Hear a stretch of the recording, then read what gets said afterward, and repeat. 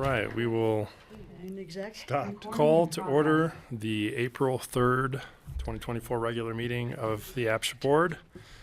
First item on the agenda is the roll call. Okay, I'll start on Zoom first. Allison? Present. And is Allison the only one? We need to Oh, admit Kelly. Kelly's on. okay. You admitted her? Didn't know mine. And Kelly, you're here? She's still connecting. Okay. Kelly? I'm here. Thank you. And John Doyle? Here. Francie? Here. Carson? Here. Ward? Here. Thank you. And John Ward is going to be joining a little bit late. Okay. Okay, next agenda amendments. Hearing none, we'll move to public comment. Is there anyone with public comment? If so, please unmute yourself.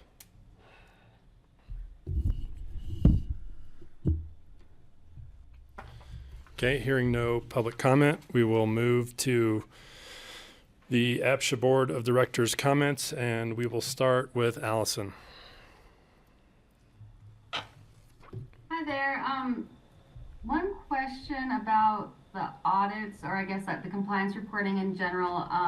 We don't put names or addresses or neighborhoods on those, right? Like you wouldn't be able to look online and see if multiple of your neighbors have been screened in the audit, or No.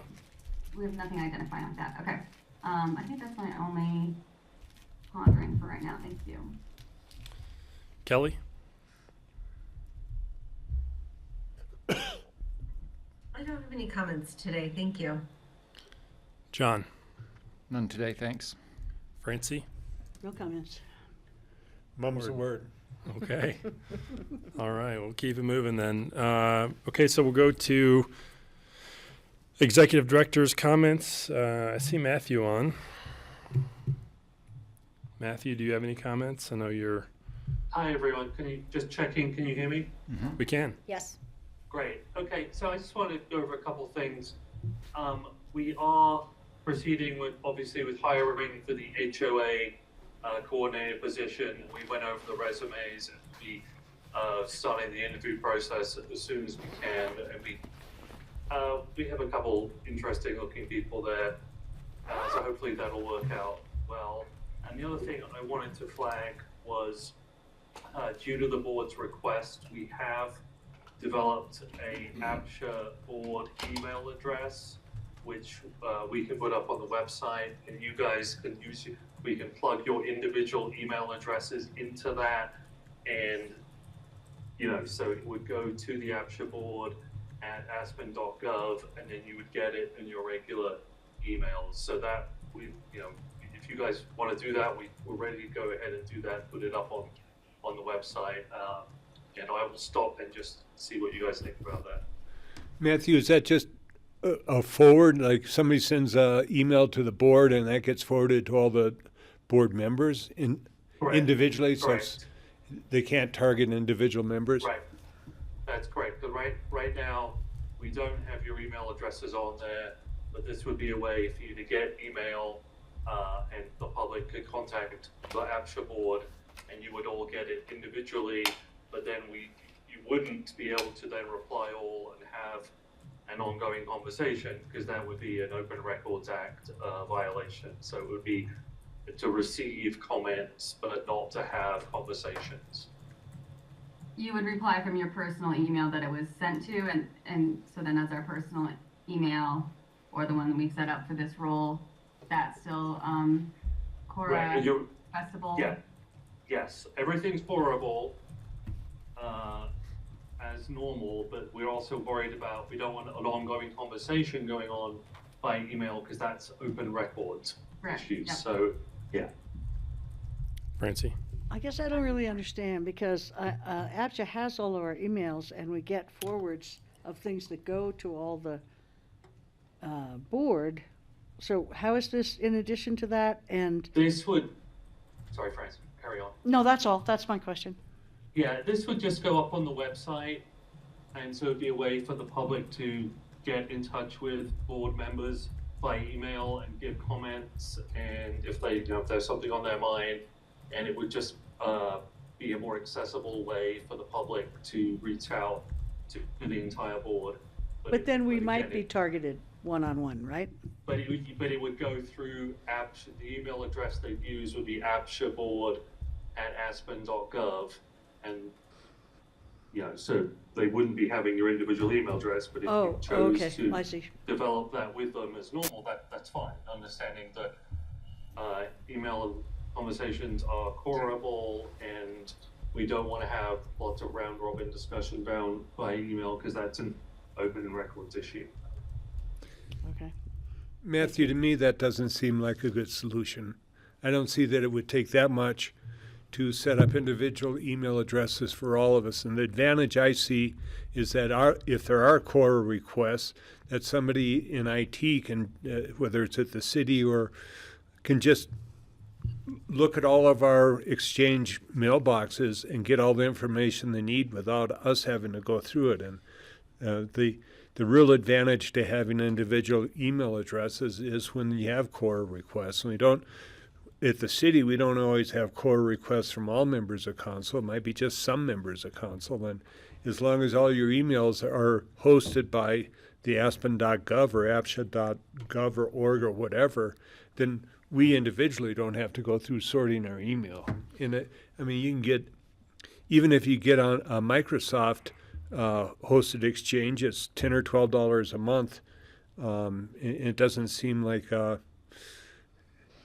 that much of an expense to have the savings on the core requests. And does this mean that we'll have another email address that we have to be checking that people are going to be sending stuff to? It does not, Francie. It would be forwarding to your regular email address that you have now. So, Okay, with the county yeah. or with the city or your business or? Well, so I'm supportive of this because I've already set up a separate email and for APCHA. For APCHA that just things could get forwarded to. If we had an aspen.gov email, then I've got another email account that I would have to check. And I think for the electeds, your accounts are already monitored and from a Cora standpoint. And, for me as a citizen, like I said, I've set up a separate one at Tom's direction so that in the event there ever was a Cora request, I can just simply turn that over to IT. They can log in, they can go look at it, do whatever they want, and they can pull whatever they want out of the account. So I think it's a good idea. I think it's a way to make sure that if the public does have feedback, it can get to can be sent to the board, and I think it's a pretty simple solution. Yeah, well, just to address your concern, perhaps if I phrase it a little differently, it's just a forwarding to your existing email, and it would be an easier way, then the public citizen can just type in apchaboard@aspen.gov rather than typing in everybody's email address. But from what I've heard from the IT people, the effect from you guys, you wouldn't see any difference at all. So it'll be the same. Getting email. Sorry. So it'll be whatever Cindy and Yeah, Tom right, use now to send on to me, it'll come like that. Right. Okay. Yeah, it will come to your regular email address, and it's just a way of getting the mail into your regular email address and just making it easier for the citizens to write to you guys. Allison? Yeah, I think it is more specific to the citizens who have all figured out one way or the other how to set up a specific email address, hopefully alluding to APCHA in some way through some server. So one solution would be to put each member of the board email individually on the website, and for the elected officials, it's quite obvious which email to use. And then every time there's a new citizen to create one for them through the government. This feels like a huge step to even just have contact information available if someone's looking. So I do appreciate it.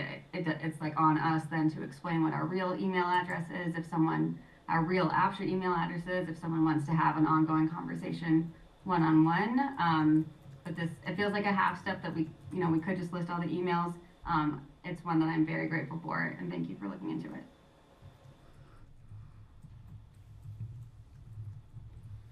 Do you want to just have me try this out? If you guys don't like it, we can think again. But I can't see you, so I'm not seeing heads nodding, or whatever. But does that sound okay with everybody if we try it out? Yes. I'm seeing nodding heads in the room. We're just going to Great, sleep. please don't do that. Great, thank you very much. I'll go ahead and do that. And we also, at the next board meeting, I hopefully will have an update on some ideas for home track and also tax receipts. We're trying to combine the two of them. Andrew's been working with Hexaware and some other ideas there, which might have some, it would be more like Hexaware looking at home track in general, the next steps, but we're working in the background on that. And I think that's all I have for right now. Thank you very much. Thank you. Cindy, any available rental or sale units? Again, make sure you sign up for our notifications for rentals and ownership.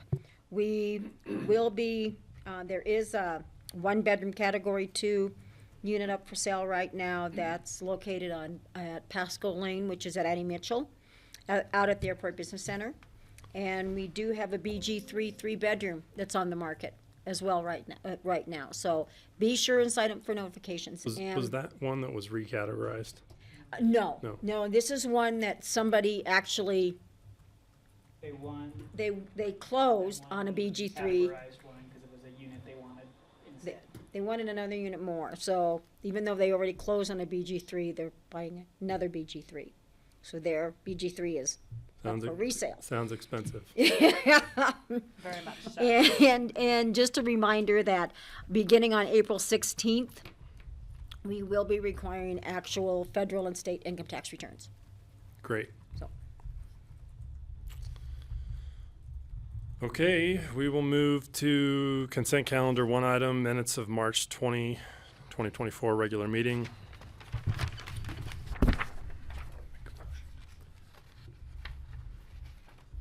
I'll move to approve the consent calendar. Motion to approve from Kelly, I'll second. second from Ward. Any discussion or changes? Hearing none, roll call vote. Okay, Allison, Approved. Kelly, Yes.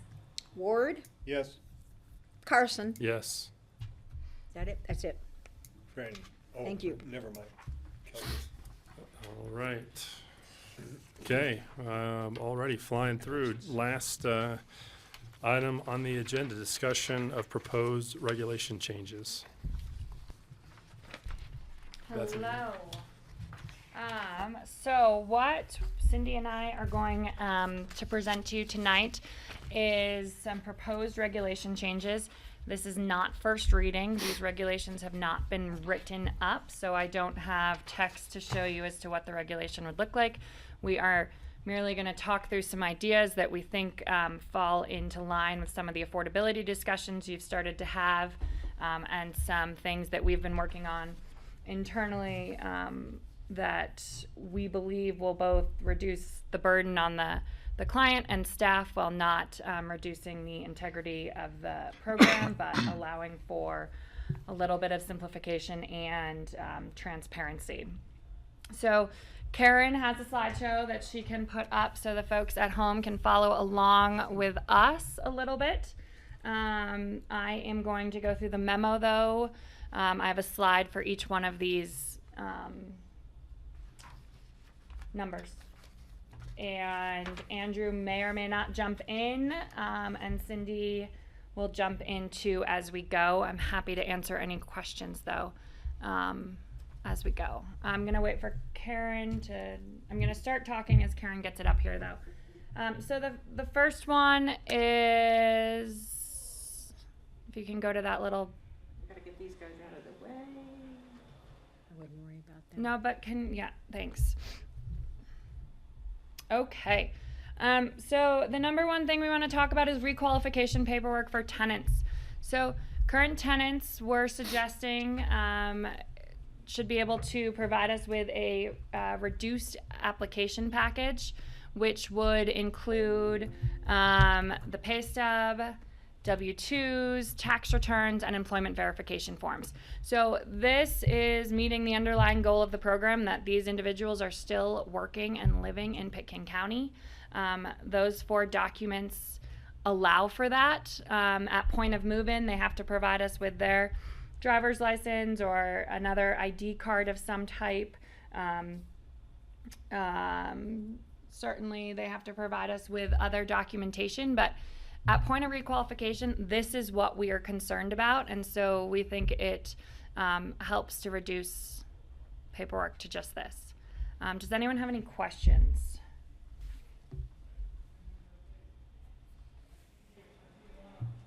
If not, I'm going to move on to the next one. I don't. I think this makes sense, and this would catch any concerns that we have and reduce the workload for applicants and staff. Kelly is raising her hand. Kelly? Yeah, I guess, how do you deal with this with like a self-employed tenant? So instead of W-2s, it would be 1099s. They'd certainly still have to provide a few more documents, such as a client list and whatnot. And so I apologize for not writing /1099s. The burden is still going to be greater for them to ensure that they're working. But again, it's not all the peripheral stuff that folks are having. So I can write it up to make sure we include those client lists and whatnot. Could you say again? So the stuff that's not included, driver's license, bank statements. Bank statements. Yeah. It's basic. Any asset or like retirement holdings that comes the first time but wouldn't come this time, that all of a sudden they would not qualify without seeing that? Yep, and we're gonna get to some of that a little bit below and see how this rolls in, Allison, as we move. But yes, there is the potential that we'd miss a big piece, but getting tax returns would allow us to see if someone does all of a sudden have a big dividend distribution or whatnot, because we would be seeing that amount on their tax returns as income. And so we'd know to ask questions. I mean, I think at the end of the day, we can always ask for more information, but this reduces the burden initially for all parties. And while I can't give you a percentage, this would reduce it for the majority of our applicants or our requalification applicants. I think that's great for tenants and staff. How many of these requalifications do you see in a year? A lot. I don't know the exact number, but the first of the month, I think I emailed out 50 people yesterday that were due for requalification this month. This month. You figure there's about 1,300 or 1,400 units. So if you do like 700 almost every single year. You're doing about 700. Yeah, a lot of time. Yeah. And a lot of folks push back and say, I already gave you my driver's license. Why do I have to do it again? And so it's really just trying to make it a little bit more streamlined for all of us. They're right. We don't necessarily need a driver's license every 2 years for 20 years. That being said, the requirements state that they need to provide it, so we require them to provide it to us. The only other thing I would add, and I'm fully aware that I sound like a broken record, but I do think that, and I know we're working on it, but the 4506, just the fact that we are not verifying with the IRS that these are actually the tax returns that are submitted, I think a limited documentation package it's easier to fake if we're not verifying with the government that these are the tax returns that were submitted. So. And I am actively working on it. My last communication with one of our vendors who had a process that works and can be easily implemented into our current processes was told by the IRS to pause while the IRS rolls out new software. And so we keep emailing back and forth looking for an update, and I don't have one yet. So it's on our, like I say, I mean, we know we've been given fake returns multiple times, and I think it should be an easy fix. I understand that it's not because the IRS is involved, but I just want to make sure we're continuing to focus on that. By people who had more income than they were claiming. We've had people, I mean, there have been people they took things off their tax returns. I mean, I can create a tax return in 5 minutes on irs.gov. But so the W-2 would be for their working hours, but the tax return would be lots of Trust other income, and real that estate way. income. Okay. Yeah. And we've been asking for a lot more tax transcripts, which I know is not perfect because we're not getting it directly from the IRS. But we've definitely been asking for those on a lot higher basis just to get that extra check, because while that may or may not be able to be changed a little bit, at least it's another step. Yeah. And Francie, we've definitely turned away people who have showed us $9,000 in income, and we've said, well, then you don't make enough to qualify. And then all of a sudden we get a tax return that shows all their tips and everything else that they've learned. And so there is that. They want to be in a lower category through APCHA, so they're showing us one set, but they're showing the IRS something else. And so we understand Carson's and the rest of the board's need and concern, and we're working on it. For self-employed people, specifically like physical therapists with a HIPAA protection of client list, how have we dealt with that before? I know Matthews, in some particular cases, had to work with this, and you can black out stuff, but how do we verify with that somebody actually has a client list without violating HIPAA protection? So some of it's invoicing without addresses, business license with the city or the county or the town of Snowmass. The idea of you can black out certain things for us, but we really need to see that their tax returns are showing they're here based upon their address, so at least we know they're filing Colorado state tax returns. We look at kind of a client log, which basically shows, okay, they might have been somewhere on February 2nd, let's say, for an hour, and they can kind of show us an invoice that matches that, understanding that some of the addressing might be there. It's certainly more time consuming for both them and us to try to work through and figure it out. But you have a process that has protected Yeah. our HIPAA, and that's satisfactory to the clients as well. Yes. The tenants and the clients. Yes. I mean, sometimes there's no way around it, and we just can't figure it out without more information. Matthew's got his hand up. We do have a Matthew, go. Yeah, I think you were just getting into Bethany. We do have a pamphlet, a document which we can hand to the applicant, which explains this whole thing and explains APCHA's responsibilities under HIPAA, i.e. nothing really, but how they can be assured that they are not violating any HIPAA requirements, and we've worked that out. We have a document which we give to people in that situation. Thank you. Okay, I think Okay. we're ready to move to the next one. Yeah. So, I don't know what to tell you. So this is tenant requalification. The only thing that's cut off is the TE, so we can go back to that screen just because Karen, my notes are all in the bottom of it. So I think it just got moved a little bit, but that's okay. So we came to you about a year ago with requalification rate to 150% of income.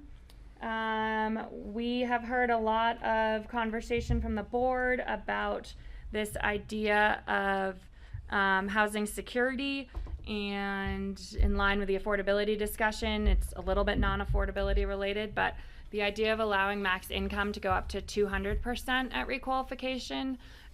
There has been, I think Peter's been a big advocate of the idea that Rental is more in line with ownership, and in ownership, if you own, you can make whatever you want once you're in, and so the idea that rental's a little bit more in line with that.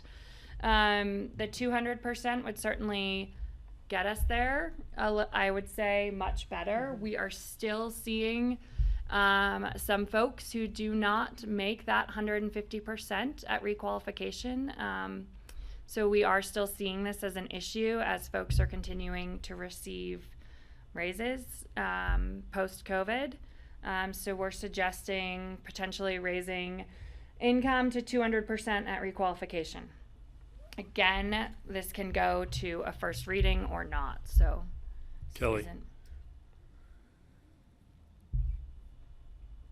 Sure, I just would like to understand this picture a little bit. Are these folks that are, like, are they trying to bid to win? Like, are they trying to move through the housing system? Or they want to stay where they're at and the category assignment doesn't match their life situation? Like, I just want to understand what this looks like a little bit more, because, like, I'm okay with this. I think this just gets back to the problem of, you know, that we've already talked about related to affordability, and if we're, you know, if we're getting it right or not getting it right, and what tools we have to, you know, readjust. Because at this point, maybe we should just reassign the unit and collect higher rent, you know, too. We have multiple tools to deal with, like, this problem that's being described. So I just would like you to illustrate it a little bit more. So it's certainly a mixed bag. I can't say that everyone's bidding, and I can't say that no one's bidding. We definitely have a number of tenants that are bidding and trying to get into the ownership side. And then we have some that there's nowhere for them to go. They can't purchase. They don't have the savings necessarily to purchase, but they also are above category from an income standpoint. We can't, I mean, a lot of these units can't be requalified, and there are not a lot of category 4 rental units out there. Most of our rental units are category 1s and 2s and 3s. And so as you see some of these higher incomes, there's just nowhere for them to go. And the free market, unfortunately, does not have rental rates that you can go from a category 3 to a free market right now. It's that missing middle. And so on this, just I think one important point here is so we would increase it to 200% at requalification, but that would not be forever, correct? Like they would still have. Right now, it's forever. Is it? The 150 is forever. Again, the board can change and we can rewrite the regs. And so if somebody doesn't qualify, then they get another year. They get 1 year.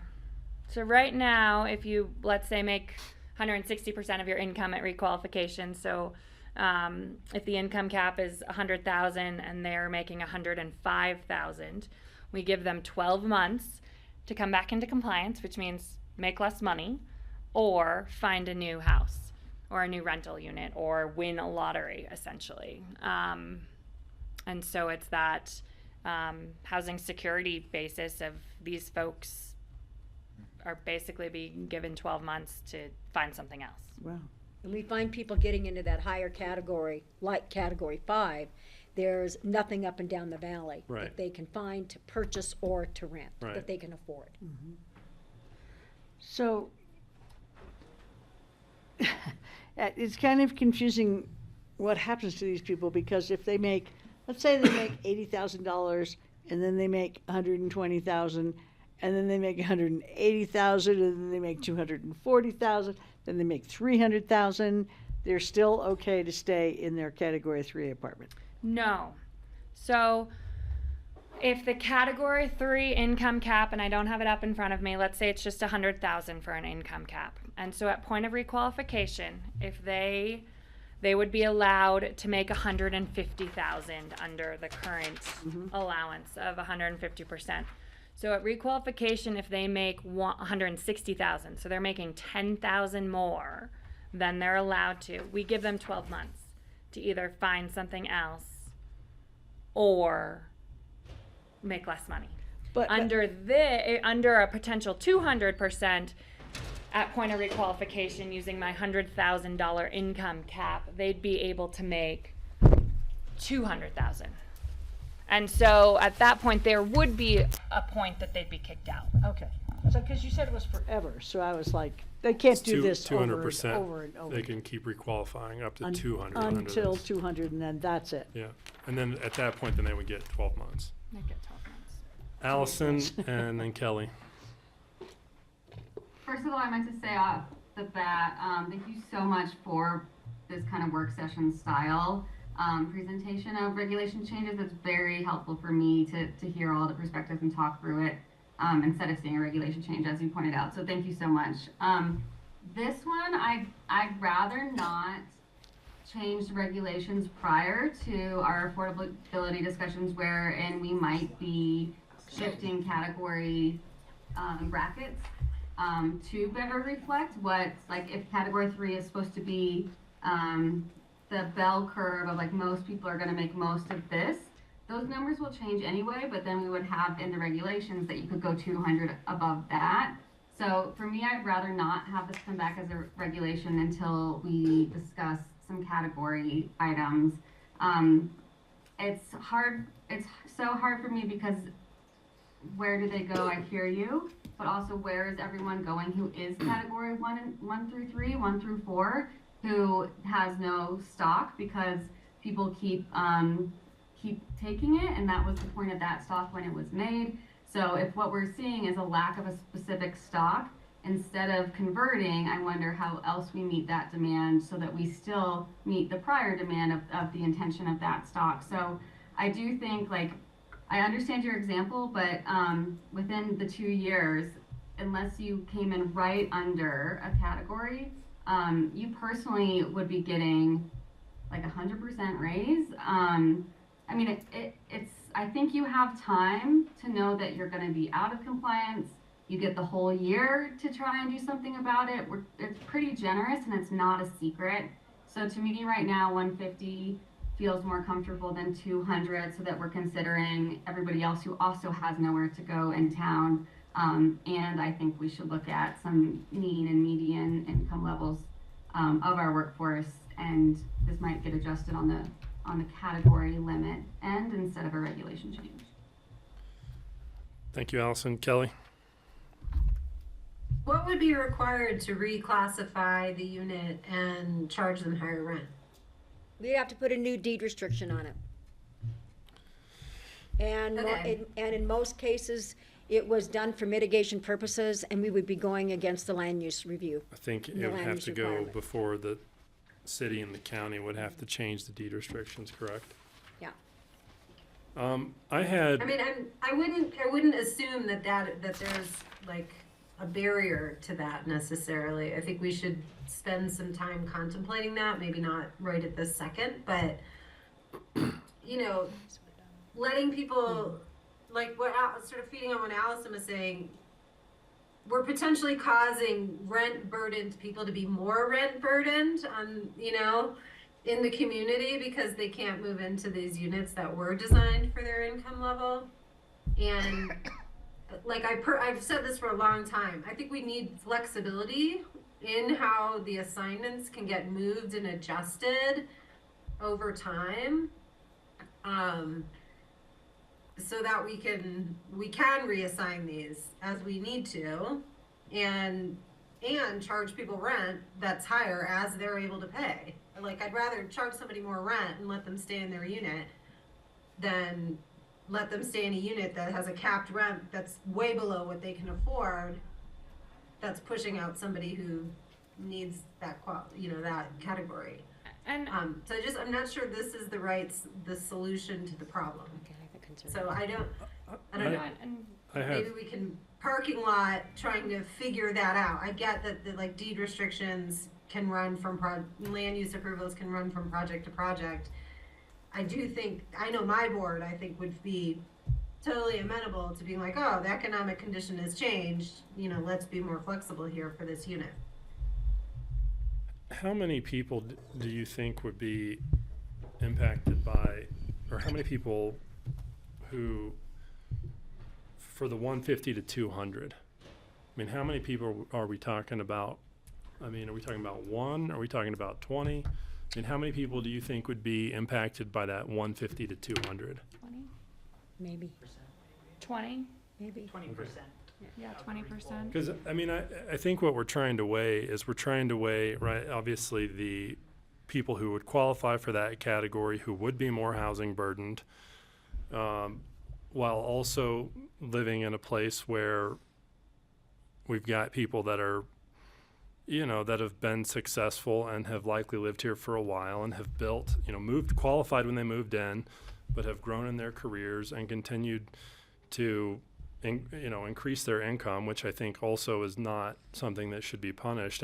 And I do agree with Allison that I think a lot of these types of changes might be more effective once we have a lot of the affordability. So I guess what I was sort of thinking is, maybe sort of as a compromise, if we've got someone that is in this 150 to 200 range, rather than just making it so that up to 200 would continue in perpetuity,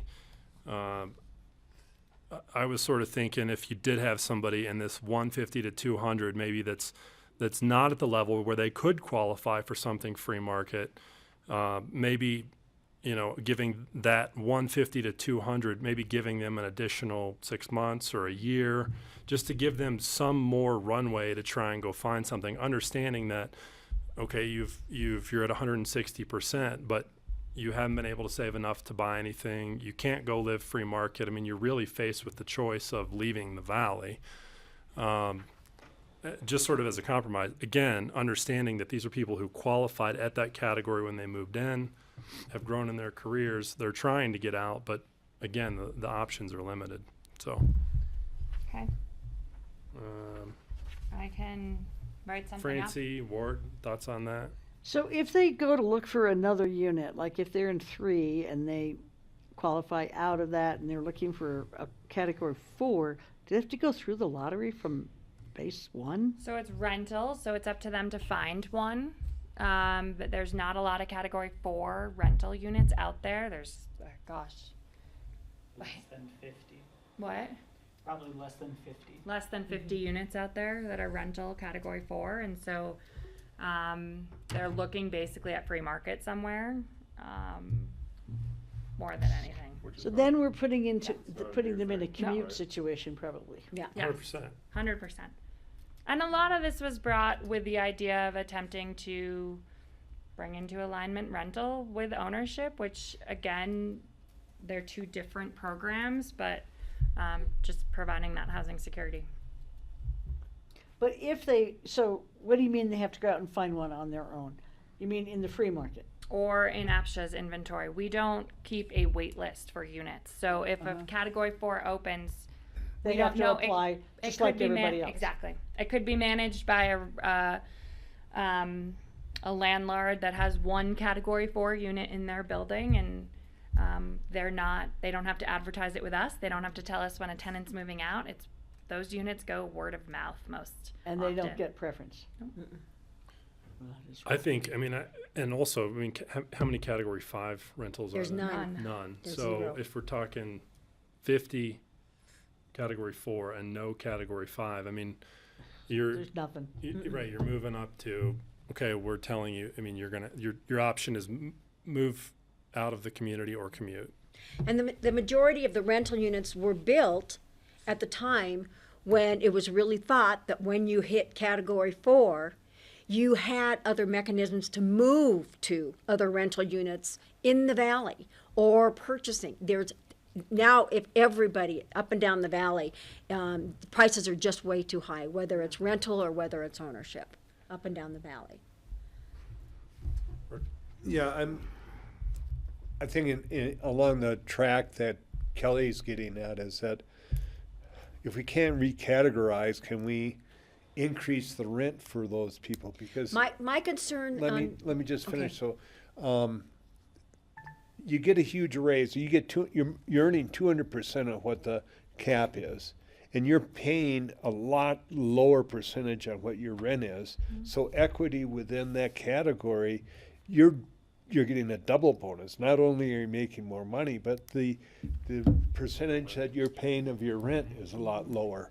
So if they're really barriers to recategorizing it, is it possible that we have, for cases like that you pay a set percent of your income for rent, or perhaps you would do what the average percentage income in that category is, that you pay that of your income? That's the land use code has limited the rent because of the category. John, Mike, thank you. I wasn't saying anything profound. The land use code limits the rent by category.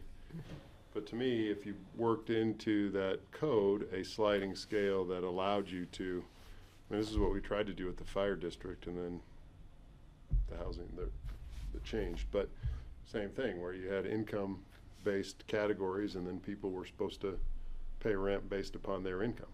Felt like the fairest thing there could be. Like 30% or whatever. Well, 28, it's not, 25, just rent 30. goes up a little bit. Yeah. So You how jump did you do it category, at the, jump rent. you said that land use We did prevents? that for a year, and then the fire district, or then they decided, everybody just wanted to go to a cap based upon number of, your bedroom. Another approach, and I don't know how we do this, but you just raise the category, that everybody in the category has a different set of Well, income. what would allow you to do is, if you did some kind of sliding, you jumped up a category based upon your income, you paid a higher rent. When that person moved out, you could slide back down to the lower category. Right. Right.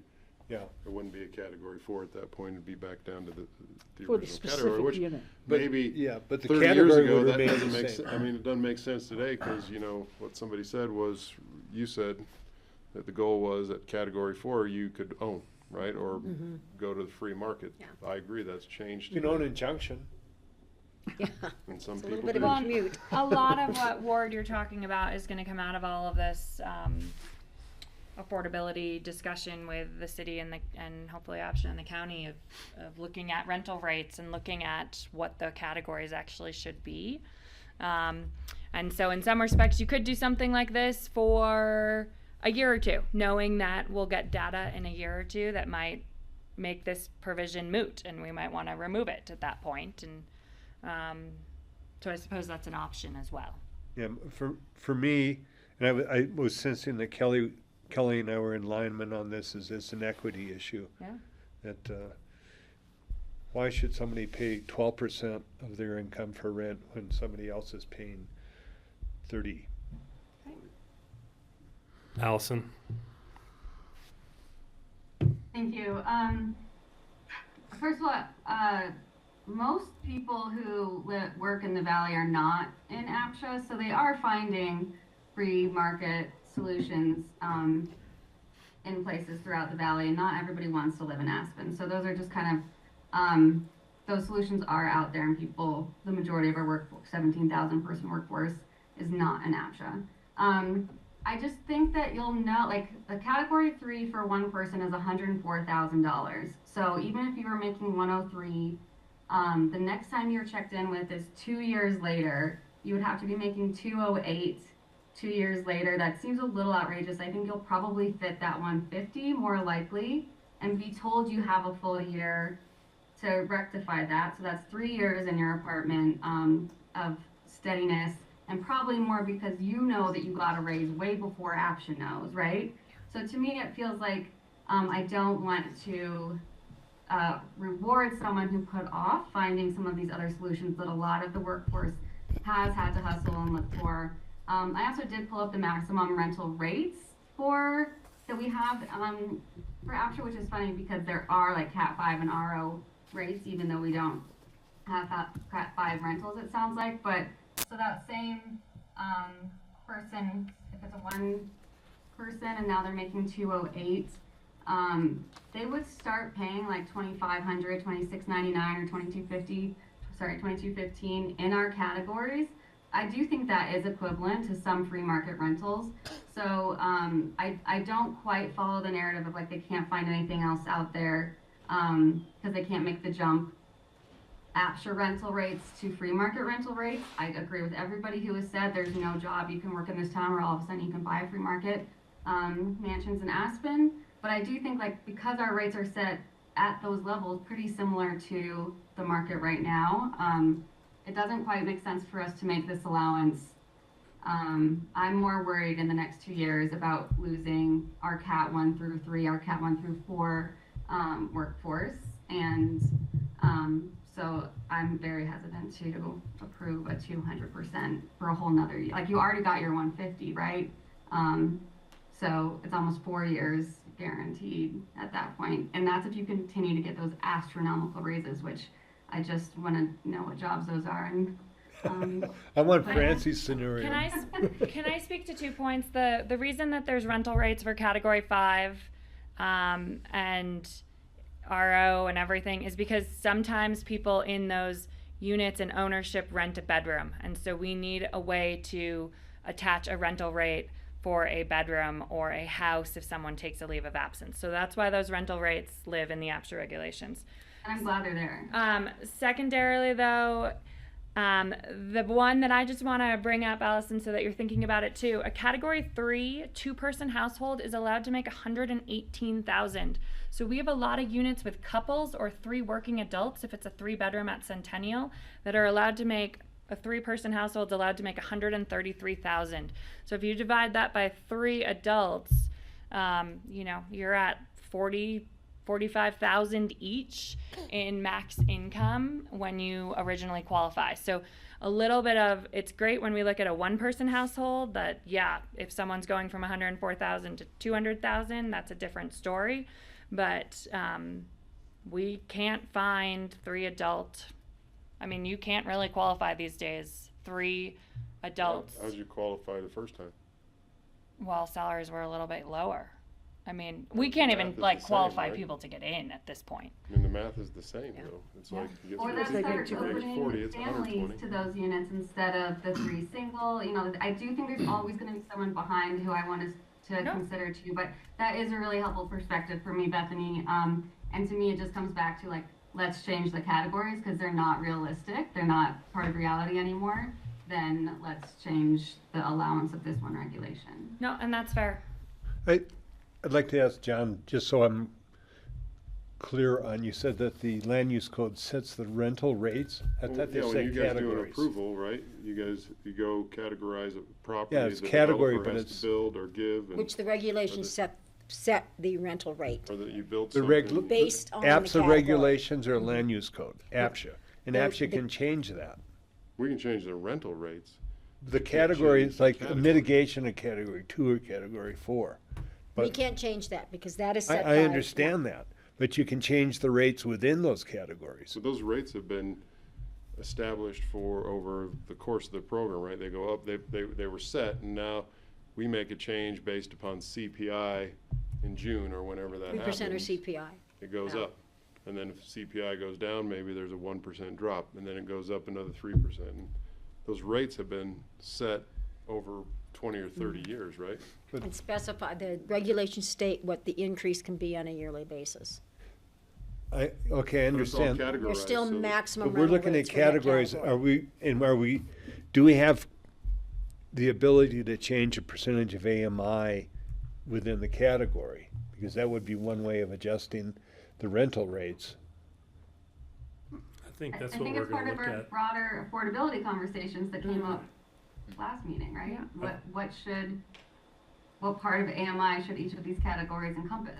Right. Yeah, so the categories can stay the same, you turn the dial on what percentage of AMI fits in those categories. And a lot of that will be coming out in the Yeah. next 12 months. And again, staff brought this in a, you know, from a lot of the boards wanting kind of consistency between the 2 sides, and we're not wedded to this either, so we can keep moving. I mean, I think that we're going to adjust or we're gonna look at the percentage of AMI when we have the affordability study. And that's, you know, that's definitely something, that is going to be looked at. And I think that, like Kelly said, I think we should look at trying to see if there's a way to recategorize the deed restrictions so that in instances like this, you do have people paying the same percentage of their income as everyone else. I think that is fair. I think what we're looking at right now is we're talking about things that we're going to do in the future, and we have people that are in this position right now that are, you know, they're facing leaving the community. And I mean, That's the extreme. well, it is. Facing finding housing down valley probably more than anything. Right. Well, they may live in Aspen and they're going to have to move down valley somewhere. And so I'm just saying, like, we're punishing A people lot. for success. So I mean, Well, but that's happened for 20 years, yeah. right? It's nice down valley. Yeah, Francie lives down there. I used to live, I love Willits. As far as going forward with two, I could see going it for 12 months until we get all the affordability studies back and then be able to revisit this. But increasing it from 150 to 200% to me, just I think increases the discrepancy of percentage of AMI for rents. So explain this, the comment you made about like a 3-person household, right? That never envisioned 3 wage earners, right? Envisioned 2 wage earners potentially and kids. Yeah. Right? So now we have households that have 3 wage earners, they're renting. Why wouldn't we categorize that based upon each, because unless they're married, you know, is it a roommate situation? What's the 3-person household thing? It's usually a roommate situation in rental units. And it's often, they kind of come and go. You know, a roommate's there for a year or 2 and then they leave the valley and someone else moves in, and, you know, there's kind of a, And it's basically centennial. that is, Isn't there a And different way because to they have skin 3 that cat? bedrooms and Like that's, rent it by bedroom, and if you make 50 grand, you pay 1-bedroom rental rate? the unit's classified as a category, and in our world, we loop them together as a household. So under Well, that's what I'm current, saying, yeah, it's I gotta mean. bend the rule. So, I mean, we can kind of noodle on that and think about those pieces too and see if there'd be different ways to parse those out. Or you're in the spirit of the rule. I have one more question. Of course. The people who are above the 150, Yeah. what categories are those generally? 4 or 5. Category, yeah. So in other words, where did they start? They started in category 3 units. They most of started the in time. category 3. Okay. And that's because the majority of our units are category 3, and you can, Yeah. you know, you can get in anywhere. Because I'm looking at the category 1, and like, so category 1, somebody at 100, somebody who would have to move out would have to move from qualifying at 40,000 to 65,000. Like, so that person would have to move out and move, right? And that's, I guess what I'm saying is the lower categories, I think, are Yeah, more that's what I was gonna impacted. say. So Yeah. my highest paid employee is the chef who's been with us forever. He makes 45,000. So if we were able to give him twice that, he would be at 90,000. And so even in Carbondale, which we know is ridiculously expensive, but more than Basalt, but that doesn't really do anything for you. So I do think the key here is the lower people. The people who are making 150 and more, you know, they could move down valley reasonably with a rental maybe. But the lower wage earners, you know, like in California, fast food workers now have to make a minimum of $20 an hour. Well, that's $40,000. You know, so for the lower wage earners, they should be allowed to have raises and then not be kicked out, Yeah. because there is nowhere for them to go. I think when we get into people who are 150, 200,000, they may not like where they have to go, but there are some choices. But for our lower wage earners, there just aren't any choices. And that's what we were talking about, is protecting the category by giving a little bit, 150. And, you know, it's a cold, hard thing, but you just say, well, Yeah, no, and yeah. But We're happy to move on. And Just- so, but what just- does that do to our community?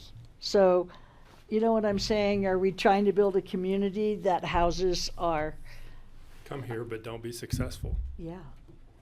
Mhm. And You're so, not and if saying you that. make less than this, don't think about living here. I mean, it is sort of an existential question about, You're well, saying what this is isn't gonna last this forever, is community? what you're saying. Yeah. Go be successful, but you're not gonna be a category, we hope you're not a category 1 or 2 forever. the demographics that were presented at Western Mountain Coalition a couple of months ago were that the highest demand is in the lower rent categories. That's where those are the things that feed the community economy, like the servers and the kitchen staff that are in the category 1 and 2. That's where the highest demand is. But just looking at the on page 2, you look at the category jumps between 2 and 3 is 45% of your AMI. When you go to 3 to 4, it's 75%. Well, this is proposed, because I think category 3 today is like 130, isn't it? No, those AMI numbers are correct. Came out? These are current. Okay. This is current. So if you're going from a category 3 and you're saying that most of that is a category 3 to 4, that's 75% of the, a range of 75% of AMI. That's a big range. Well, I mean, we don't need to beat this. I mean, we can I'm just pretty go on. clear I'm in the Okay. minority Yeah. here, so let's move on. Okay. What is your position in the minority? I'm trying to. Sorry, I'm unclear. So what I'm saying, Thought you like, were gray. so what I said is I think, and I don't know if I think you were here, John, but what I had said is as we kind of look to see if there are ways to change the categories, to possibly change the deed restrictions, to find additional, to make it so that as your income increases, so does your rent.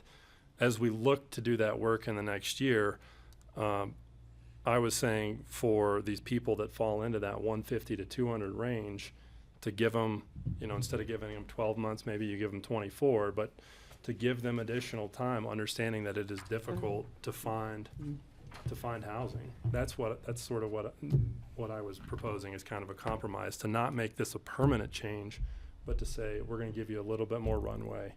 I can agree with that as during this affordability study and Yeah. revisit, so do it for a year and come back and revisit it after we have the results of the study. Yeah.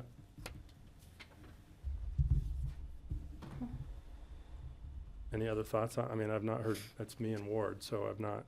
That makes a lot of sense to me. Try it if it doesn't. Well, you don't want to, I mean, this is hard because you don't want to kick anybody out, but Right.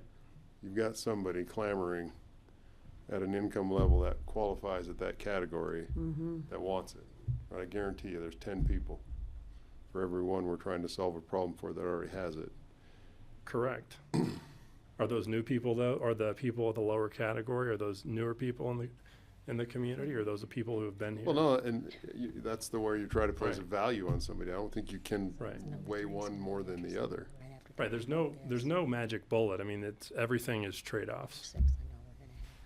I mean, I feel like 150% is a big jump anyway, especially when you go from category. I mean, even going category 1, 150% is Okay.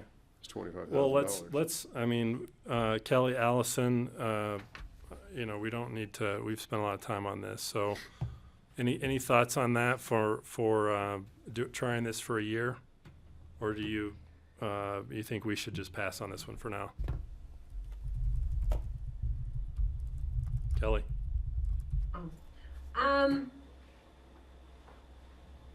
I mean, it's fine. I don't love it. I feel like they're getting a year starting now. Hopefully we'll have had our work resolved to where it may turn into a non-issue. So I'm not particularly inclined to do 12 months or an additional 12 months. I will say I will commit to going to our ComDev and just sort of talking with them about, their knowledge of how these categories were applied to deed restrictions and, the, sort of just take their temperature on how feasible it would be to changing them. Okay.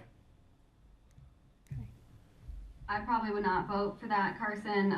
I just think these are just as important, 6 to 12 months, as for the people who are looking for housing and truly can't find anything else because they're in that category. And I don't think it's all of a sudden you got successful and we're penalizing you. I think you got that step in the door and knew from the beginning that this was what was going to keep you here and allow you to have a job where you developed, and that there was going to be a cap in your current housing situation and to be looking for that. So it doesn't feel like a bait and switch to me. You know, that 3-person, 3-roommate situation, making 150 of cap free 133, those they can each still make 66,000. I do think that's median. I think we're hitting a sweet spot right now with a lot of heads up for people, and so I'd rather just make our categories a more earnest reflection than not see the churn that was intended. Thank you. Okay, so I think it's pretty clear. We got 3 right? to 2, so that's it. So we're not going to proceed with this one. So we'll move to the number 3. Okay. The next one is removal of longest work history from the APCHA managed units. This does not, we are not suggesting removing the senior priority at Aspen Country Inn. This is just removal of longest work history. So right now, what happens is you sign up for interest in a unit, and you have to provide APCHA with all of your W-2s for how long you've been here. And we award the unit to the individual that has been here the longest. This is incredibly administratively burdensome to APCHA staff. It also, we feel, usually trickles down quite far. The individuals that have been here the longest, I think Allison was just saying, kind of understand where they are. They know how to find housing. I don't want to put words in Allison's mouth, but the idea that they're familiar with Pitkin County and the area and have been able to find units. The folks that are just moving to town are the ones that are really trying to get into rental units and trying to figure out a way to move into the community. We think allocating these units based upon a lottery is much fairer. So this, reduces required, this reduces the burden on both staff and an individual from finding all of those W-2s. Some folks are like, well, I had them and I don't know where they went. And so it's not necessarily fair if they've been here too a long time, but they can't document it. Do you have anything to add before I answer questions? This only is for the units that we manage. So it's for the 300 and something units that we manage only. Centennial doesn't do this, Castle Ridge doesn't do this, nobody else does this. And our property management, our 2 people in property management spend an awful lot of time trying to figure out who has the longest work history before they can start offering these units. And Andrew will speak for one thing, and I can repeat it into the mic if they can't hear. It is also pre-qualification, so they haven't even started the qualification application to make sure they meet the income requirements of the category. Yeah. So yes, this is just pre-qualification. We don't even know if they meet income requirements. Time before it gets filled is Like extended. 20 years of W-2s? Yeah. Wow. Matthew? Yeah, I just want to point out, when we talk about the administrative burden at both on APCHA staff, but even more, it's on the applicant, because we're expecting them to maintain this treasure trove of financial documents, which people just don't have. So they're not in a position to prove their work history, which I think reflects what Andrew was saying, right? Yeah. I think this is a controversial change. Because you're gonna have those people that have, 100%. and it's, wait a minute, I was here longer, I've been here longer, look, I can prove it. For me, it's, sorry staff, but it's more what's fair and what's right to the tenants than it is a burden for for staff, and I sympathize with the burden it is, but I question how many people does this really affect, and is the policy, was it designed to be fair to the longtime resident? So is it fair to have a policy change that you're not taking into consideration how long somebody's been a working resident? And that's my question, that I would put a fairness above, above staff's burden. Matthew, did you have anything to add before I go to Allison?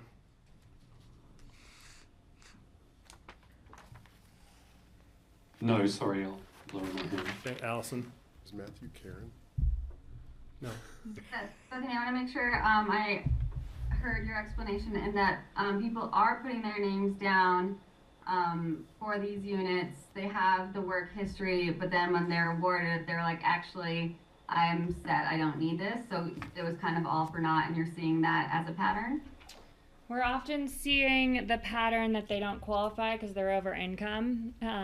So we've gone through the administrative burden of figuring out their work history, and we end up going down sometimes 10, 15, 20 people because we cannot find anyone that meets the income cap, which I didn't explain great or well in the first time. And then additionally, people just don't apply if they just got to town, because as soon as they see it goes to the longest work history, they're like, well, I've been here 6 months. What's the point of me doing this? And what we really want to tell all these people is please do, but they still don't because they think it's going to go. No matter what communication we do and tell them to, they think it's going to go to someone Can with you 20 write the years. qualifications differently where, because I see that's the limiter, right? Income is the limiter.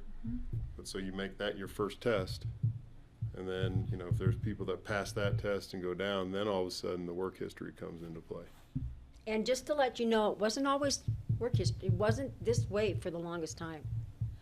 What it was that we did have, and this was horrible, a wait list. And for the units that we managed, we had a wait list. And we had a wait list of somebody who, they don't live there anymore. They've been gone for years. And it would take us a lot of time to call everybody and find out we couldn't get a hold of them, and we'd have to go to the next person on the list. Then we had to go to the next person on the list. And so we then decided the wait list was not working because we'd get through 50, 60 people before we'd find somebody who might even call us back. And that's one of the reasons why we did go the longest work history at that point in time. But it didn't start out as the longest work history. So Thanks for that context.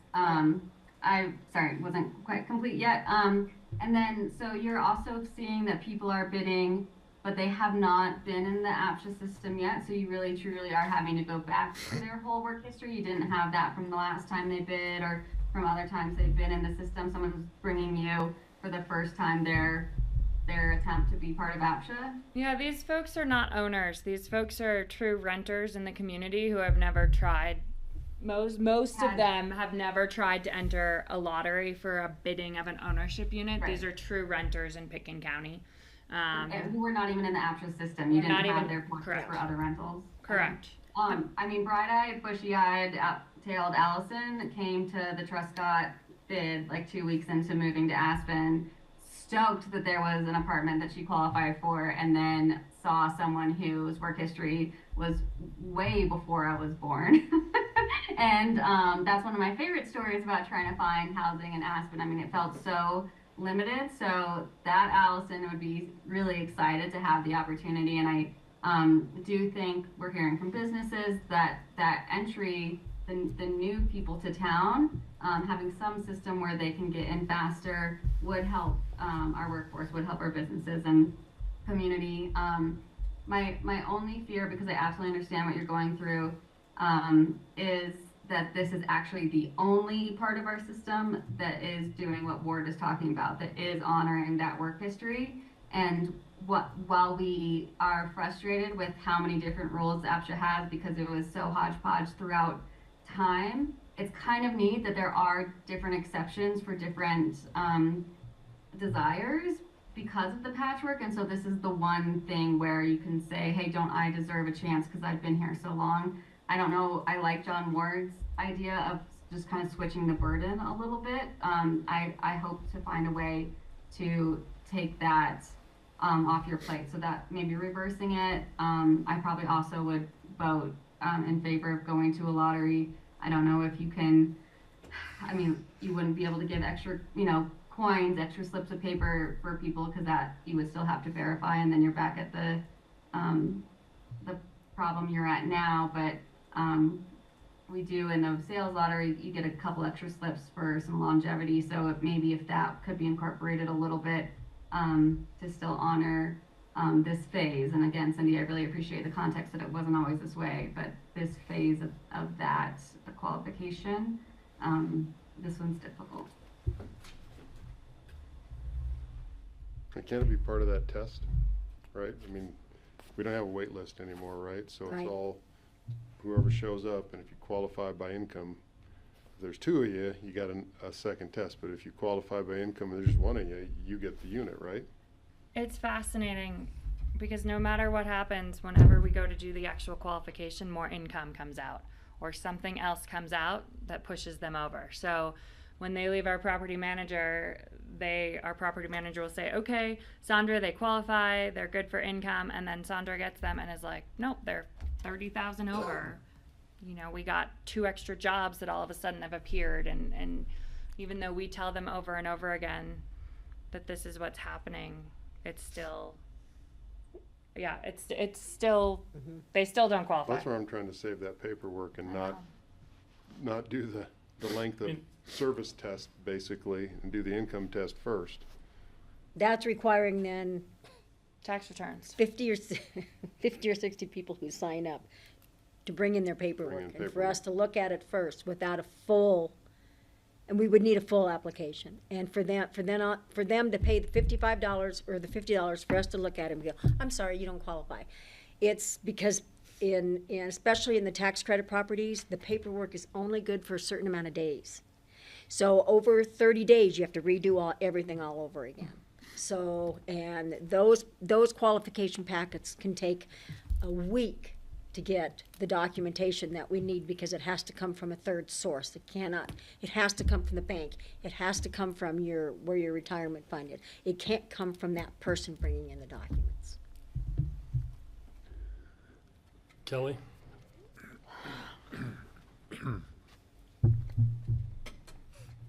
You're on mute.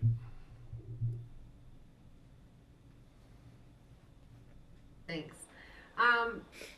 I just would like to understand if you could explain again or a little more clearly why you don't think this has a detriment to long employed applicants.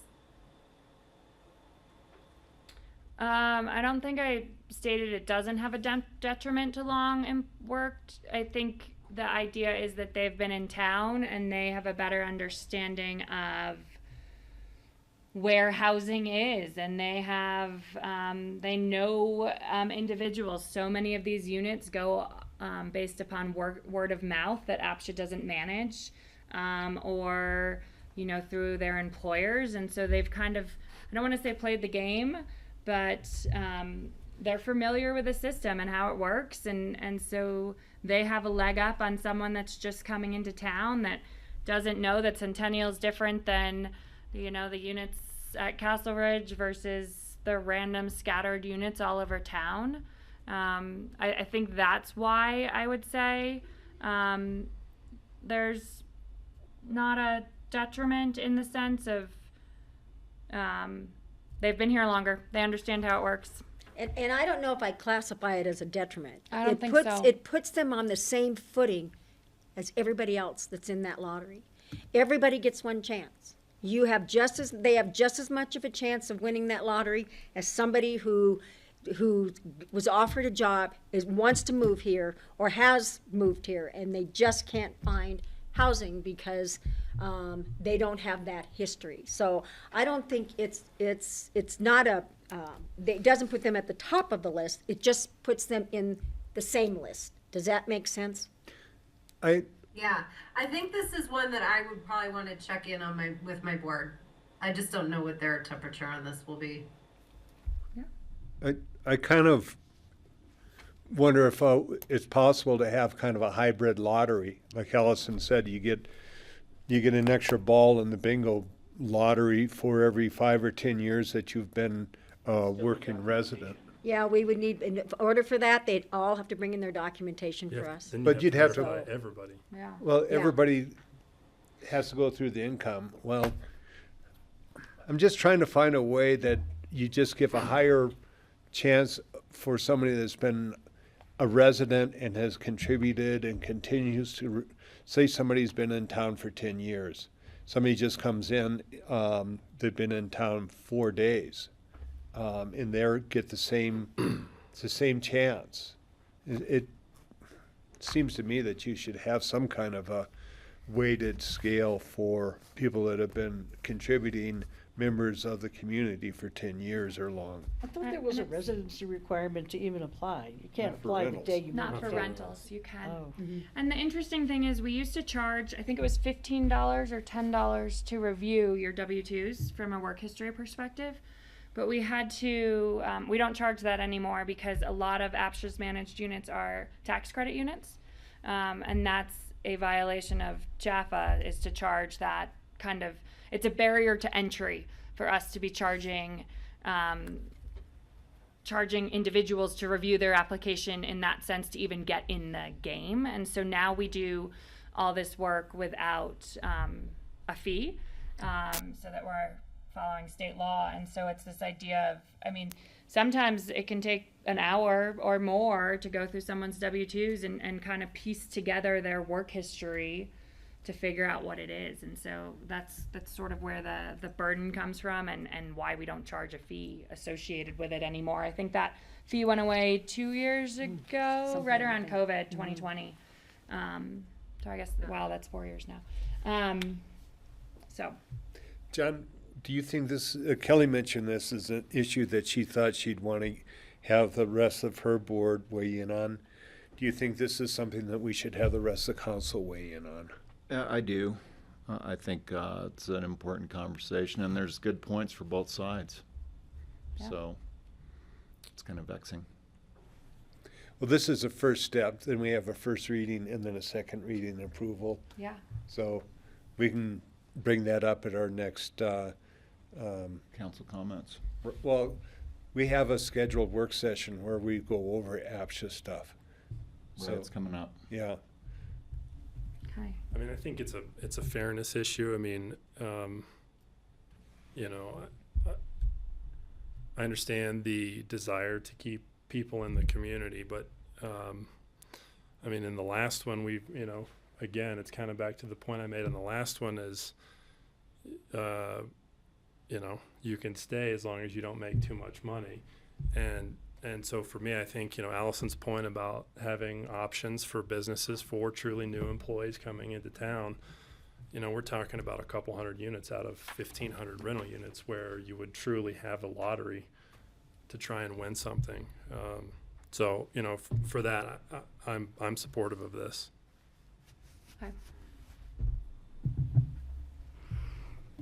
So I think this one is kind of a maybe, because you know, Kelly and Francie and John and Ward want to talk to their boards. Great. Well, we'll start drafting verbiage and see what happens. Okay.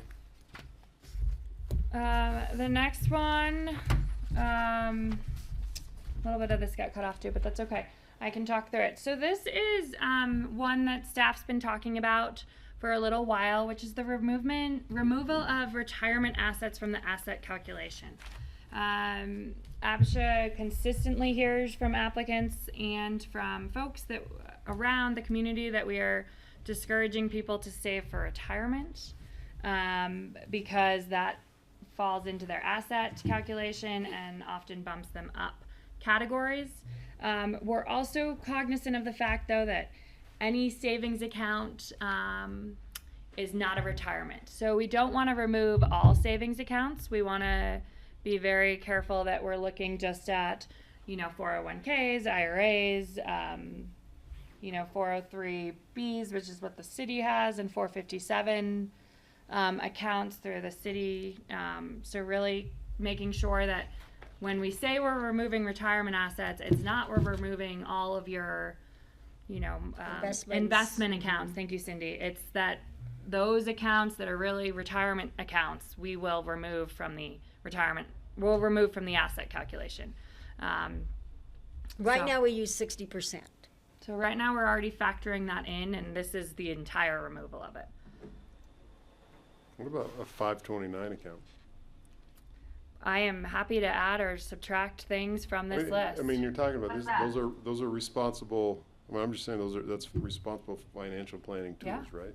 I don't know what a 529 is. Just I don't a even know. College savings College accounts. savings. But those are post-tax contributions. Sure, but they're They're earmarked assets. for They're assets. right, but they're earmarked for something and they're an asset, right? Yeah. Are you limited just specifically for that, or can you eventually down the I line, don't if know your what child happens to the decides money not if to you go don't to spend it. college? Usually you're going to There's- spend it all because colleges are expensive. There's a So penalty if you withdraw If you it. don't spend the money, you pay a tax on any gains. Yeah. You can take your principal back tax-free, but any gain gets taxed. I mean, the 401k, IRA, all that stuff, that's all when I wrote it down, that's what I thought. It was like, if you want to encourage saving, if you want to encourage responsible, fiscal planning, that should be something, especially if you got kids, it should count. Or not count, I guess. I'd be open to, but it's up to you. All right, I've got, before I go to Allison and Kelly, nope, I might see Matthew put his hand down. So Allison. Sorry that this is going to be a mini financial advisory session from you to me with my next few questions, but aren't there caps to how much you could put in it, like annual caps that you're only allowed to put so much in an IRA? Yes. 401k, Roth. So where is all of the money coming from that they're able to stoke their retirements that much? And They is can there be such thing as invested a in things. trust that you could put away for retirement, so someone is kind of circumnavigating some of the trust stuff we are working on? I'm supportive of this, but I just want to make sure we're not opening workarounds, especially for people who are already smart enough to do things with their money to work it around anyway. And I wonder if there's just another way where we can increase assets instead of starting to not see all that's happening, in the background. So for 2024, if you're under 50, your maximum IRA contribution is $7,000 a year. If you're over 50, it's a maximum of $8,000. And then for 401k, I think it's somewhere in the 18,000 limit. How are Sorry, they, I told you getting last their time I looked at it. It's path? 23,000 for a 401k. Oh, that's a lot of money. Okay. 23 for a 401k, 403b. Okay, and then as they're putting that in, it's growing. APCHA's looking at 60% of that and adding it to your annual income to determine category. No, your so assets. To your assets. To your assets. So for a 401k, 403b, you can reduce your annual income. So say somebody was close to the limit, you could reduce your income by up to $23,000 by diverting your income to a 401k. So you would reduce your income, you would increase your assets. Of that 23,000 currently, APCHA would count 60% of that towards your maximum assets.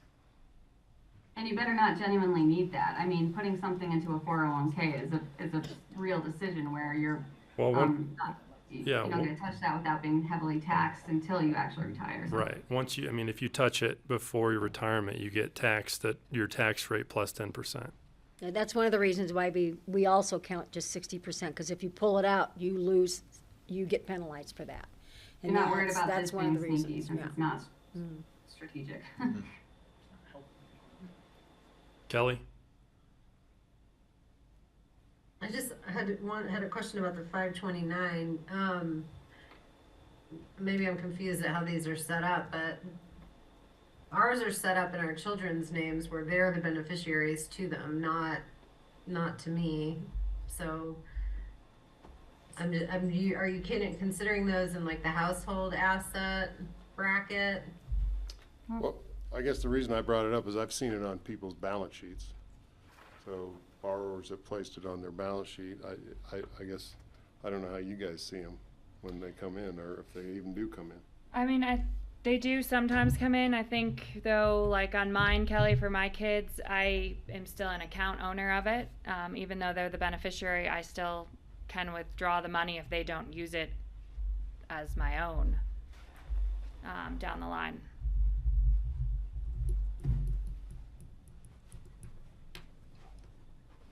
Can you help us read these color-coded tables as well? So is this saying how many people this affects?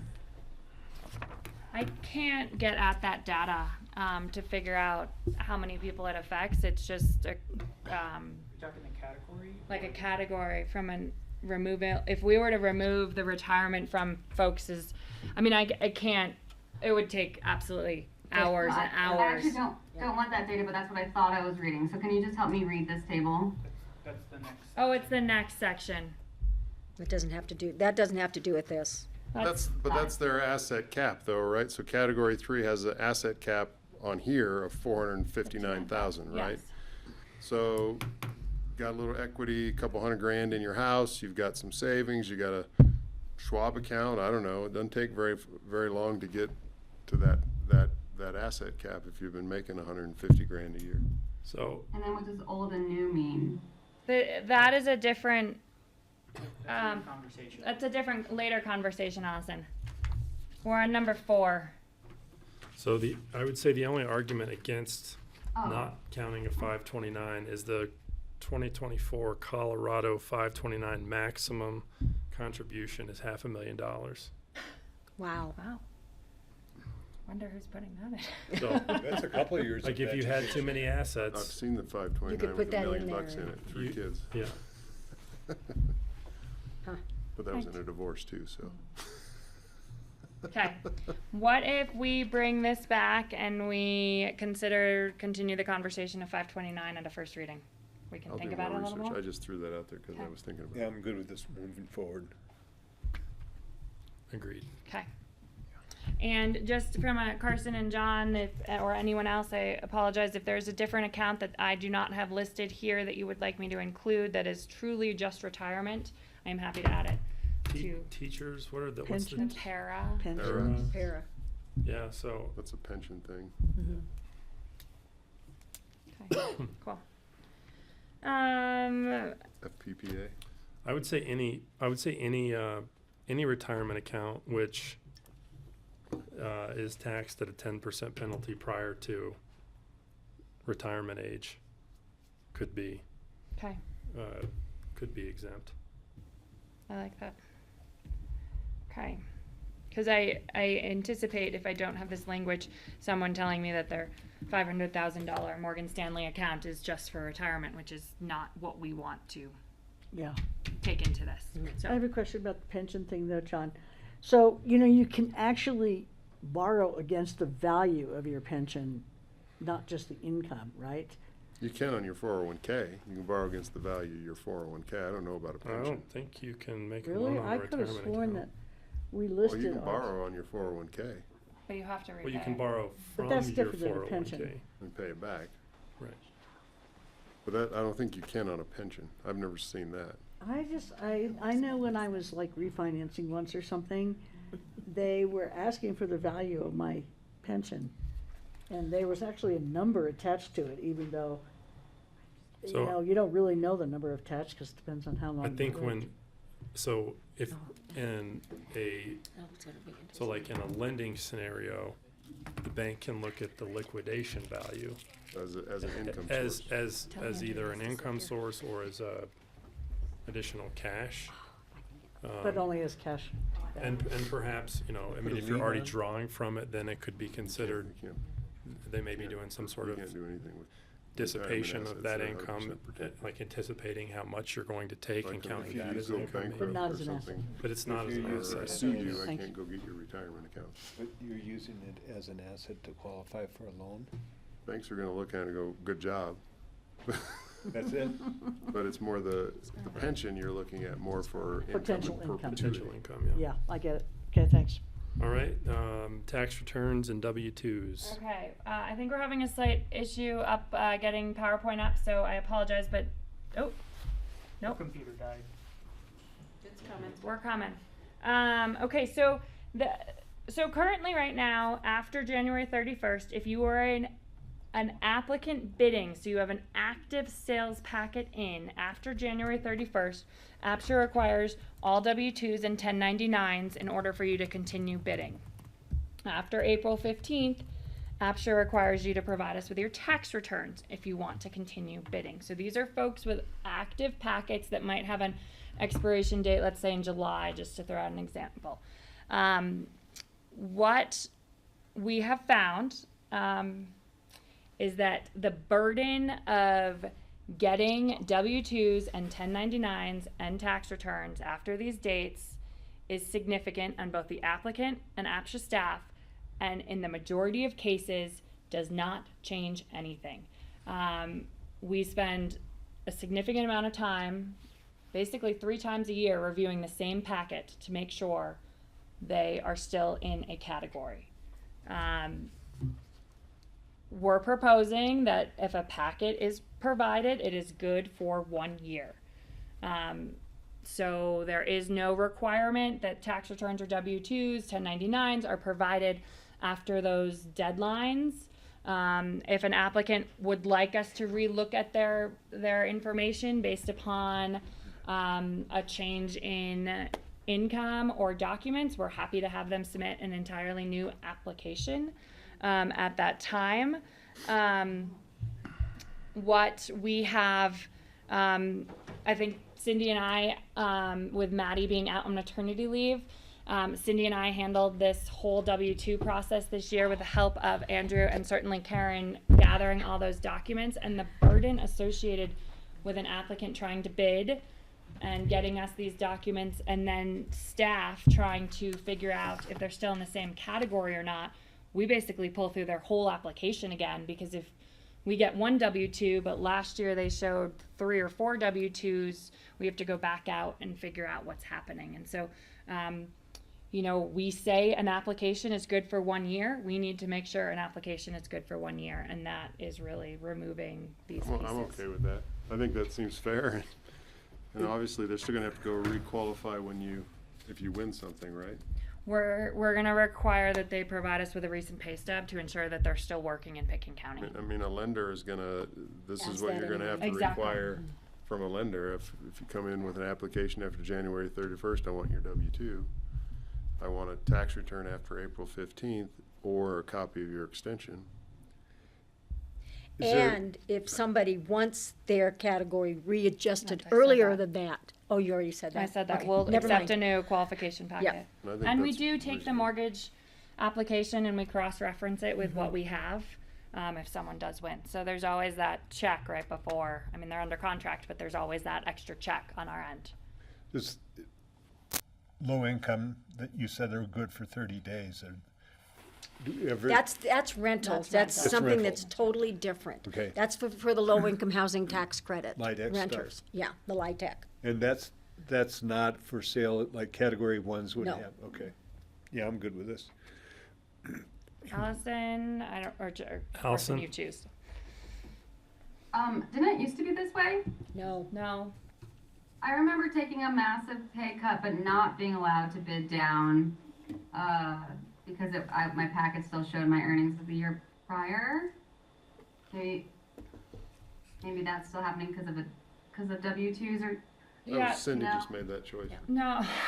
So we take the previous year's tax return. So whatever your previous year's tax Okay. return said is what would go forward. So if, let's say, your packet was due June 30th and yet you had taken a pay cut and your tax return or your W-2s came out at the end of the year, January 1st, you wanted to show us what that different amount was, Under this approach, as you could have prior to, but Okay. it's all based upon what's on your tax return. Got it. It wasn't a packet issue. Right. My only counter proposal would be that you, and as a member-based organization, this sounds like a nightmare, that you have an annual qualifying period between April 15th and May 15th every year, and you're just prorated your first ever packet. You're kind of prorated through that, but then from then on, everybody requals at the same time. You're always getting all the documents that you're looking for. I don't think from a staff time perspective that is possible, because when people submit an application, It's because there's a unit available. it's most of the time because there's a unit available, as Andrew just said. So when we see a very appealing unit, all of a sudden our applications skyrocket, and we get we try to do a 72-hour turnaround. That can't happen, and that certainly couldn't happen if we were having, let's say, 300 active bidders try to submit an application during 1 month. It would be a nightmare. And I think it would increase you'd be rushing through and, Would be yeah, I mean, yeah. Or We'd be errors making or errors. possibly- Yeah. Kelly? Yeah, no, I think, Bethany, we had conversations around this about just, it'd be great if we can just tell people, your packet's good for a year, so to me, it makes sense that the packet check my understanding here, it runs from April 15th to April 15th, right? Or 14th. April 16th to April 15th. I'm wondering, I do think there will need to be some, I'm curious as to what you're thinking through about how to manage where there are those discrepancies between the person's packet and their mortgage paperwork. We basically how do you envision dealing with that? We basically look at the mortgage paperwork to spot check for mass assets that weren't disclosed to us is usually what we're looking for. We understand that a packet is a snapshot in time as far as most things go, but especially employment. I mean, someone can turn in a packet and the next day get a different job. So we're really looking at that mortgage statement for all of a sudden someone's showing like $80,000 that we had no idea about, or all of a sudden someone's coming to the table with the entire purchase price of the unit. Like why, how? And so that's what we're looking for. It's more a fraud-based discrepancy, not necessarily an income-based discrepancy. It's very much. Well, in theory, you're gonna get. Well, I guess I'm just, Yes. because the incentive for a person who went down a category since their last tax return is to ask you to requalify Correct. them, right? Unless they really just need to get into a unit that is more expensive than what they can afford. Yeah, and The kind of mortgage company would deal with that. Yeah. and it So- might be the other way too. We're getting people wanting to move up a category too because there's a unit they want to bid on. So we're seeing it in both directions. Okay, so I guess, so how do you deal with that situation then? So last year their income was a lot higher, they were in a category 5, and they're going through the mortgage process, and it actually shows it wouldn't really matter, because if they were a category 4, they could have bid on that anyway. Yeah. Yeah. We're not going to affect their bidding. It's cross-checking with mortgage is just looking at mass discrepancy. Okay, So just so I understand, so if somebody submits a packet, let's say they submitted in December of last year, you're using 2022 tax returns. Correct. Then this would go to December of, so we would use their December, or use their 2022 income then through December of 2024. But this just allow them to bid. They're still gonna have to qualify once they win, right? No, You're gonna pull their No. information again, aren't you? No. We don't pull their information again. no, this would not recheck their information. Oh, I thought it did. No. What it does though is if somebody realizes that they really do want to bid on If their a income higher goes category. down, you'll hear from them. Yes. But And not, if their income goes Up, we might. we might, because they want a different category. Yeah. We'll hear from them both ways. I mean, that being said, the amount of time from these lotteries that are closing during this period, these 4 months, requires us to go through their entire application again. So. Yeah, I mean, I really, I think it'd be great if at least from us to them, we're saying this is good for a year. If they come back to us and want to go through it again, then that's better than us requiring it of them again. Exactly. Cool. Okay. We move on. Yeah, I think there's support for it. Okay. Here's our last topic of the night. So this, I'm laughing. So this is something that we've been thinking about for a little while, which is basing the category on household, not on the size of the household. So what we hear a lot is this chart that is normally in our regulations is nice and confusing and has all these different lines based upon how many family members you have, and then you change categories based upon that. We receive multiple requests to change category due to a change in household based on ultrasound photos, letters from doctors, folks considering adoption or IVF, because this has the potential for changing category for that household. The IRS defines a dependent as Somebody's born. someone that's born, not We're thinking about it. not a note, not we're thinking about it, not we're going through IVF or some other fertility treatment. We have found the table to be, people get confused. So we are suggesting that that it is based on the category 4, or not the category 4, excuse me, a 4-person household. So it would be the line item that's 4-person, and Karen, if you go forward one slide, please, so folks can see at home. So we are proposing that the income and asset caps be based on a 4-person household for everyone, regardless of your household size. So the numbers that you're looking on the screen right now are the current 4-person household numbers that are in the regulations right now. We've done some digging. 55.8% of applicants would stay in their current category. Within that, and then outside of that, 42% of this would drop folks by one category. So it was really, we saw the drop in categories 2 and 3. Excuse me. So we didn't see the upper categories dropping. We saw the 2s and 3s, so the middle. So in as much there numbers. There was 2s that would go down to 1. I'm sorry, or there was the 2s and 3s both went down a category? Yeah, I mean those were our biggest change points, just kind of takeaways. So what we have up here too is just so that you can see kind of where, there used to be 59 people in category 1. Now there might be 87 these are current applications that are in the system right now. 76 were in category 2, now that'd be 89. So there is some movement, certainly downward, more than obviously not upward. But we do think this would simplify.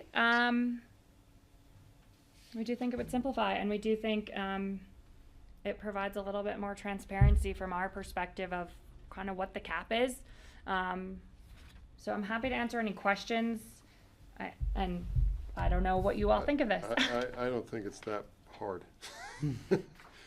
I mean, You mean the just like current you system? said, the IRS, and that's the answer. Well, good luck. I hope you have your baby. I hope it's healthy. Come back to us when it is.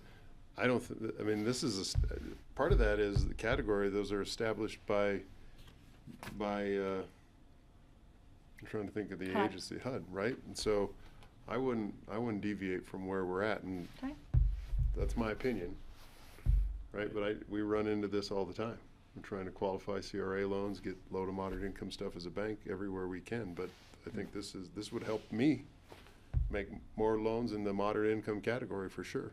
So, But I don't think that's the way to go about it. so you think the number of dependents should still be I considered? think that should be part of your calculation. Three, you know. You should family make with more one money, kid. more, or you should, the Get a income, loan. the income should be allowed to be higher if you have more dependents, or you I feel mean, this dependents. changes it, Yeah. right? Because I do Yeah. believe two-person household today is 130, right? A couple. I mean, I think I have that memorized, but, so you got 2 kids, you get to make 148 grand and still a category 3. 118, 2%. 118 is a two-person Okay, category so, 3. Yeah. right? Yeah. Kelly, I would be rich if I didn't have my kids. Me too. We all would. Maybe monetarily. I was gonna Maybe say not kids are rich. I'm expensive, but tracking that's a that, better that's way not of how saying it it. works out. My concern about this is just limiting families' abilities to bid on ownership units. You know, we've also made separate policy conversations, have made conscientious decisions about not having like a lot of category 2 ownerships because they can't afford maintenance and things like that. And so now you just have bumped, you know, a dozen or more households out of the opportunity to own. I think there would be a lot of unintended consequences from this policy. Okay. The one piece, though, and I mentioned it, that we will, with your permission, hope to bring back, which isn't specifically written in this, is there is a line in the regulations right now that allows individuals to provide us letters from their doctor that they are pregnant in order to qualify, and we would like to bring back removal of that. It's caused us a lot of we feel that it's not equitable right now because we're getting letters that folks are going through for fertility treatments and would like to be counted for a bedroom, and folks would like to adopt but don't have a date for that, and so we're finding that it is not equitable across the whole program, and that we really need to go back to what the IRS's definition of a dependent is, which is A real living person. I need a birth certificate. Yeah. So if the board's not interested in this, if they'll at least allow us to bring back that change, that would be appreciated. Yeah, I have a question about this. So if we go with the average of 4, then might we be encouraging unused bedrooms at the higher categories? This would not affect occupancy. It would just qualify from an income and asset into what category you are. So we'd still look at your household of 4 versus 2 for bedroom count, but we'd just have everyone in one category from an income limit. Some of this is based on, Snowmass doesn't have categories, and so they don't look at your household size when they're placing you, when they're figuring out what you qualify for. They let a bank tell them how much you qualify for, and that allows you entry into a lottery. So that could be a couple, a childless couple could qualify for category 5, and then you'd have like 3 unused bedrooms? No, because those are separate. A I category. mean in Snowmass. No, that's separate in Snowmass too. They Okay. still want occupancy. At 5 doesn't mean 5 bedrooms. Yes, Yeah. they still want Right. occupancy to be met. It's just they have one income that's based upon the household who's applying. So Okay. Allison, I think I'm the only one that finds this Did chart you look confusing. at using family of 3 instead of a family of 4 as the median for these tables, and did that affect more or less people? HUD starts everything, if I'm correct, on the on the 4-person household. Isn't that correct? Yes. So HUD, and then they deviate from there. So that's why we went to 4. That's Okay. always where HUD's starting point is. The idea of a simplified category chart is so appealing, and it's pretty. So maybe I'm just falling for the Excel word here, but I really do like that apart from the burden of qualifying or some of the paperwork scandals that could be out there, I'm very interested in this idea. I'm glad you brought it to us. It also takes care of the first thing we talked about, because this is increasing how much you can earn. Again, I think maybe for single people more than, no, it's increasing how much you can earn. So then all of a sudden, we don't need to raise your category by 200%. You are allowed to earn more anyway. Like there's a future APCHA where this is the table. I just don't know if this is the reason, or again, I think it's kind of skirting what we're going to learn from affordability and median income type information in the next year.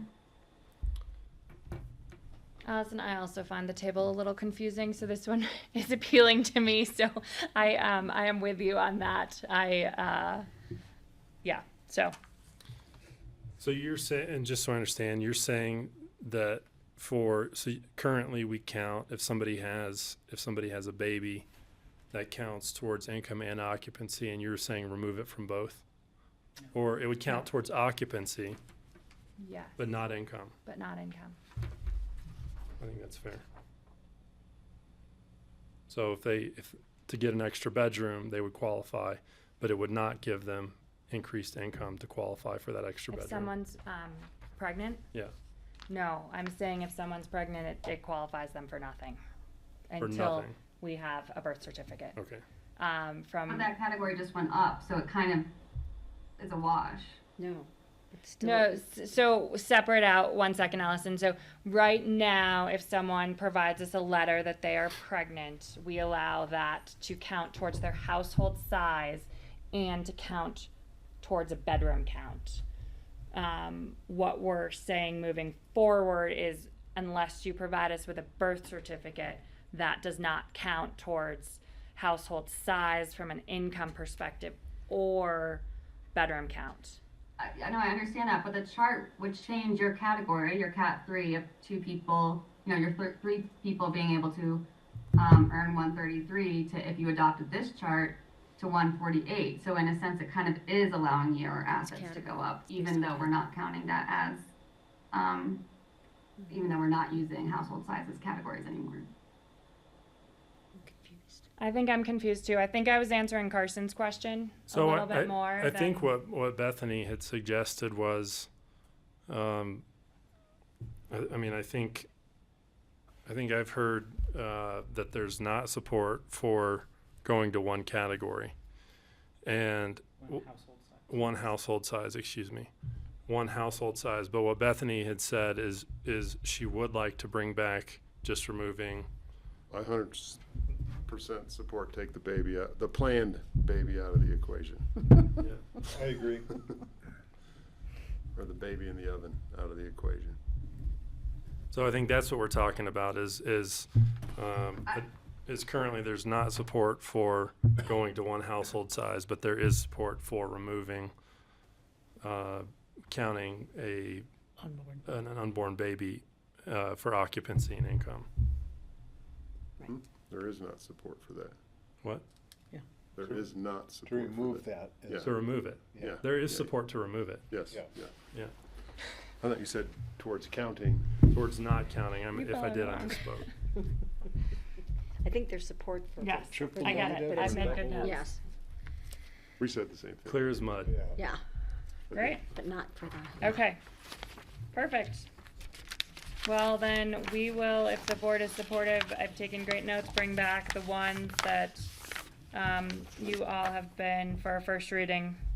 What I do pity is that mom that I'm pregnant and you got to deal with her. She's angry, 7 months in.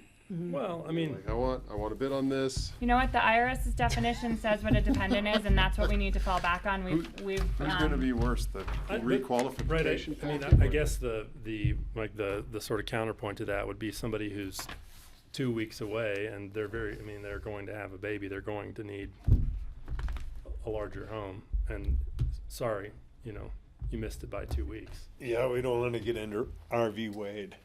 Well, we're changing. I mean, it's a big policy Oh, change. but I think it's black and white. Yeah. Yeah. Right, it's not, there's, I mean, you just take the gray area out by saying, when that baby's born, bring me a birth They'll certificate. just have to have their pregnancy induced a little bit earlier. Believe me, I Some remember, might. that's the one thing I remember from 18 years ago is the miserable pregnancies my wife had 21 years ago. Yeah. She induced early. Oh, yeah. Well, and then there's the fact that if you're going through IVF, sometimes that can take years before you actually have a baby. Yeah, yeah. And it's not equitable to the folks that are trying to adopt and saying that we might adopt and trying to go through that process, and But that's we're a not process giving too, them right? any sort of. It just means Like that. waiting a year. Yeah. That's really all it means. Hi. And if you're a couple that's in a 2-bedroom, which is perfectly, allowed under our Yeah. regulations, you have a room for that infant, as you start your bidding process. It's definitely harder if you're a couple in a 1-bedroom and see a 2-bedroom on the market and you're just being told the infant doesn't get a room. And if- We just know it doesn't get a room at first, so. And if it's a couple with one baby, they already qualify Baby for a slept next to us 3-bedroom. for a year anyway, so Yeah, I think Couple with one baby qualifies for 3 Yeah. bedrooms? 3 people. co-sleeper. Start off in the drawer. No, And no, there's no, some people who together. don't think the Often defendant the should do infant that, sleeps yeah. with them, and I mean, wow. All right, so that's the end of our agenda. Good, I moved to adjourn. There's a lacrosse game to go to. I gotta go coach Got a motion lacrosse. to adjourn from John, I second. second from Allison. Roll call vote. Okay. John, Aye. Ward, Yes. Carson, Yes. Allison, Yes. Kelly. Yes. Meeting is adjourned, 5:58. Thank you. So